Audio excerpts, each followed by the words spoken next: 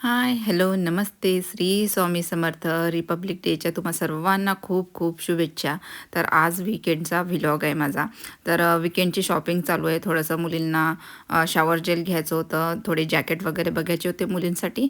तर मी पण ट्राय करून बघितलं. तर त्याच्यानंतर सिटी सेंटरला आलेलो होतो. तर इथं ना त्यांनी लहान मुलांसाठी एक ॲक्टिव्हिटी ठेवलेली होती. असं काचेचं काहीतरी 4-5 असं एक छोटीशी रूम त्यांनी उभारली होती, तिथं उभी केली होती आणि आतमध्ये जाऊन मुलांना पेन वगैरे तिथं ठेवलेले होते. मुलांनी फक्त तिथं कलर करायचं, जे वाटलं ते रंगवायचं, लिहायचं वगैरे, जे आपल्या त्यांच्या मनात त्यांना जे भिंतीवरती आपल्या घरामध्ये लिहावंसं वाटते ते त्यांनी तिथं लिहायचं. तर मी पण एक छोटेसे 2 वर्ड तिथं लिहिलेले. तुम्ही मला कमेंट करून सांगा की मी तिथं काय काय काय लिहिलेलं आहे आणि माझं नाव पण मी तिथं लिहिलेलं आहे खाली. तर त्याच्यानंतर मला जर्मन आटा घ्यायचा होता, तर मी गेलेले शॉपिंगला. जर्मन आटा घेतलेला इथं. तर त्याच्यानंतर मला इथं दिसायला आपलं जी बदामची पावडर आहे ती इथं मिळायला लागली. आपलं बेसन पीठ ते पण जर्मन सुपर मार्केटमध्ये यायला लागलं.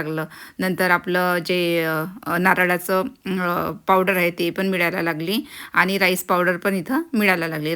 आपलं राईस फ्लोअर पण इथं या जर्मन सुपर मार्केटमध्ये मिळायला लागलेलं आहे आता. त्याच्यानंतर आपलं जे वीकेंडचं शॉपिंग, भाजीपाला वगैरे जे घ्यायचं होतं ते शॉपिंग माझी आता इथं चालू आहे.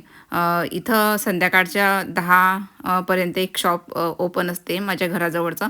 म्हणून आधी काय केलेलं आहे, मी सर्व शॉपिंग करून घेतली. जॅकेट वगैरे मुलींसाठी, अन्वीसाठी थोडं जॅकेट बघितलं होतं, ते तिला काही आवडलं नाही, ते पण आज पण कॅन्सल केलं. नंतर शॉपिंग केली आणि घरी गेली. तर आज माझं मन होतं आमची विदर्भ स्पेशल मिरचीची भाजी खाण्याचं.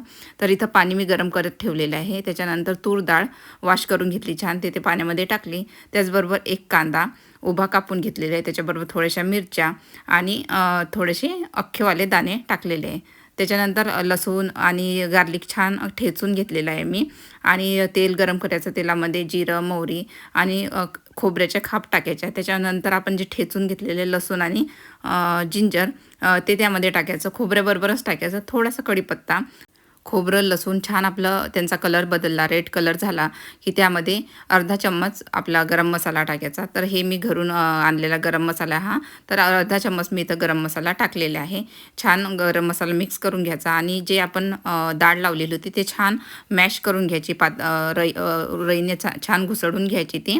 तर ते आपण इथं टाकून घ्यायचं आणि झाकण ठेवायचं लगेच. म्हणजे जो काही फ्लेवर आपला आहे तडक्याचा तो आपल्या भाजीमध्येच राहील. आणि आवडीनुसार जसं पातळ वगैरे जशी भाजी पाहिजे तशी इथं पाणी टाकून घ्यायचं. नंतर चवीपुरतं मीठ टाकायचं आणि इथं आपली मिरचीची भाजी तयार आहे. मस्त भाकर घ्यायची, भाकर चुरून घ्यायची, चपाती घ्यायची आणि भाजी एन्जॉय